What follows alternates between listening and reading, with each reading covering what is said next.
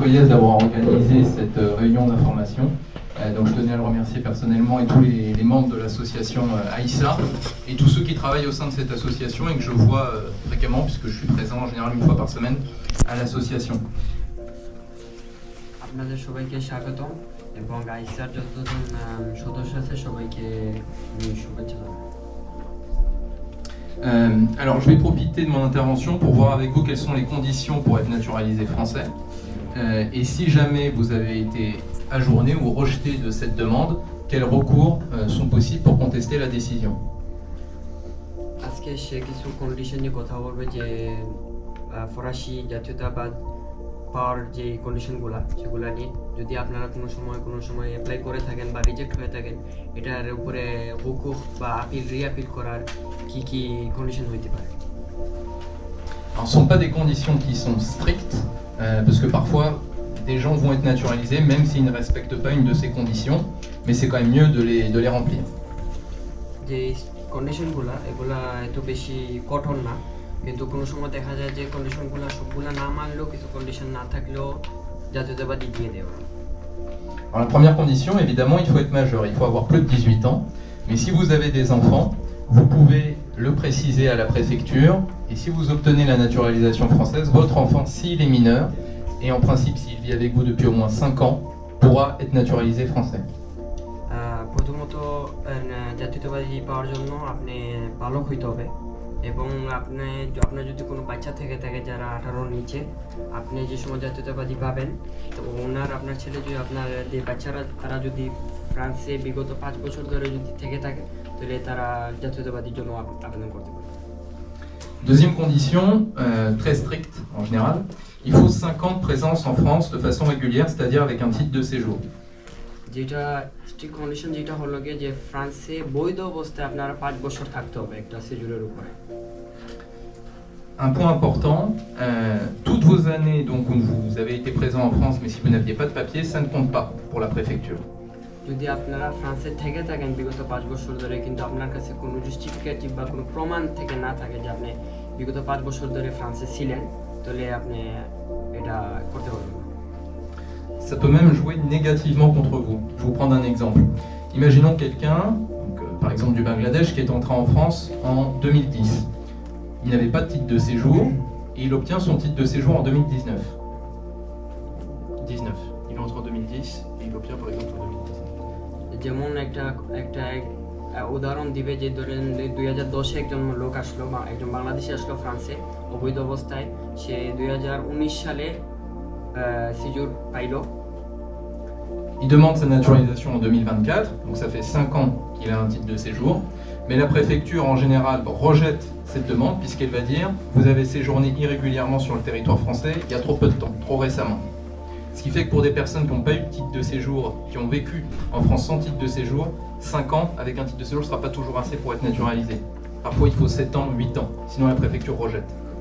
যেমন ধরেন যেভাবে বলছিলাম 2010-এ একজন লোক আসে, সে অবৈধ অবস্থায় 2019 সাল পর্যন্ত থাকে, 19 সালে যে সময় সিজুর পায় ধরেন 2024 সালে সে জাতীয়তাবাদী পাওয়ার জন্য সে আবেদন করে, কিন্তু এই ক্ষেত্রেও রিজেক্ট করতে পারে।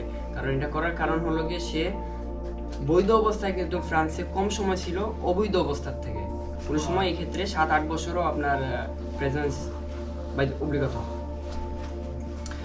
Pour les personnes qui ont le statut de réfugié, en principe, ce délai de 5 ans, il n'existe pas. Mais c'est difficile de demander la naturalisation tout de suite, donc il faut au moins 3 ans, disons. Mais le délai de 5 ans, ça compte pas pour ceux qui ont le statut de réfugié. Ah d'accord. বলতেছে যারা refugee status পায় তাদের মিনিমাম 5 বছর প্রয়োজন। 3 ans, c'est mieux.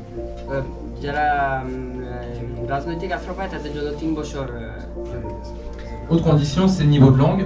Donc ces conditions, elles ont été durcies. Maintenant, c'est B2 qu'il faut normalement pour être naturalisé. এখন বর্তমানে একটু condition change করছে, এখন B2 এক্সিজে বাধ্যতামূলক। না হয় নাই। Oui, ça va passer bientôt. Pour l'instant, c'est encore le B1. Mais ça devrait passer au B2 très prochainement. Autre point, et là qui est important, il faut que votre vie soit essentiellement en France. C'est-à-dire, il faut que votre famille soit présente en France. En général, c'est mieux pour avoir la naturalisation. জাতীয়তাবাদী পাওয়ার জন্য পরিবার ফ্রান্সে থাকা জরুরি, এটা সুবিধা হয়। Si par exemple votre épouse ou et vos enfants sont au pays, en général la préfecture va rejeter parce qu'elle dira que le centre de votre vie privée et familiale il n'est pas en France. Donc c'est mieux d'abord que votre famille soit en France avant de demander la naturalisation. ধরেন আপনারা জাতীয়তাবাদী আবেদন করলেন কিন্তু আপনাদের পরিবার বাংলাদেশে, তো এই ক্ষেত্রেও রিজেক্ট করতে পারে, কারণ তারা মনে করে যে আপনার পরিবার ফ্রান্সে না, আপনার পরিবার বাংলাদেশে। C'est aussi bien de montrer que vous êtes inséré au sein de la société française. Par exemple, si vous faites partie d'une association, même une association sportive, ça montre que vous êtes intégré et assimilé à la France. Et donc, ce sont des documents que vous pouvez joindre à votre demande de naturalisation, même s'ils ne sont pas demandés par la préfecture. জাতীয়তাবাদী পাওয়ার জন্য আপনারা যদি কোনো অ্যাসোসিয়েশন, কোনো সংগঠনের সাথে জড়িত থাকেন, যেমন কোনো স্পোর্টসের যদি কোনো সংগঠনের সাথে জড়িত থাকেন, এটার কোনো আপনি জাস্ট জাস্টিফিকেটিভ অ্যাটেস্টেশন দিতে পারেন আপনাদের জাতীয়তাবাদের জন্য। Et puis, point important, il faut avoir un travail, il faut être inséré professionnellement. Alors les conditions ne sont pas toujours très claires, mais il faut évidemment un CDI, ça c'est obligatoire. যেমন কাজের ক্ষেত্রে একটা সিডিই থাকা বাধ্যতামূলক। Pour le revenu, c'est difficile, mais il faut que ça soit supérieur au SMIC, idéalement un petit peu au-dessus du SMIC. আর টাকার ক্ষেত্রে, বেতনের ক্ষেত্রে স্মিকের একটু উপরে থাকতে হবে। En fait, quand on demande la naturalisation, il faut en quelque sorte prouver à la préfecture que vous n'avez pas besoin des aides de l'État pour vivre en France et que vous êtes indépendant avec votre travail. এটা আপনার সরকারকে প্রমাণ করতে হবে যে আপনি যে টাকাটা পান বা যে স্যালারিটা পান, যে আপনি ফ্রান্সের উপরে ডিপেন্ডেন্ট না, আপনি যেমন ফ্রান্সের থেকে মানে কোনো হেল্প নেবেন না। Ensuite, évidemment, il faut avoir un casier judiciaire qui est vierge. Ça, de toute façon, la préfecture va vous le demander. Ce qui est aussi prudent, c'est avant de demander votre naturalisation, de demander à consulter ce qu'on appelle le fichier TAJ, T-A-J. TAJ, fichier TAJ. Traitement des antécédents judiciaires. C'est autre chose encore. Vous avez le casier judiciaire, ça c'est la première chose. Et en plus de ça, c'est mieux de demander à consulter ce qu'on appelle le fichier du traitement des antécédents judiciaires. এটা হলো just I help you. এটা হচ্ছে যে sorry Non, allez-y. ওটা বলতেছে যে কাজিয়ে জুডিশিয়াল লাগবে, আর যদি সেটা না লাগে, অতিরিক্ত যদি লাগে, তাহলে তাকে টিএজি মানে ট্রেটমেন্ট কাজিয়ে জুডিশিয়াল ইয়াটা লাগবে। এটা লাগবে যদি আপনার অন্য কোনো দেশে থাকেন, সেই দেশের সম্পূর্ণ মানে পরিপূর্ণ আপনার ক্রিমিনাল রেকর্ডটা আর কি। Am I clear? En fait, le traitement des antécédents judiciaires, ça récapitule toutes les procédures judiciaires dans lesquelles vous avez été impliqué, même s'il n'y a pas eu de condamnation et même si vous avez été victime. Et la préfecture, elle ne va pas regarder si vous avez été condamné ou quoi, elle va juste voir que vous êtes apparu à un moment dans une procédure judiciaire.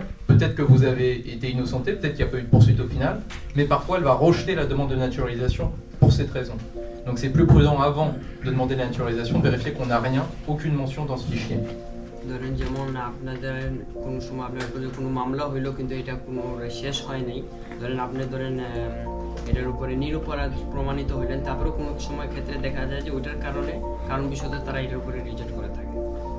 Parfois ça peut être une chose bête, même pas très grave. Par exemple, je sais pas, vous avez roulé en scooter, vous n'aviez pas d'assurance, vous avez été contrôlé par la police, peut-être que vous n'avez pas été condamné, vous n'avez pas de mention a priori sur le casier judiciaire, mais il va y avoir une trace sur votre TAJ.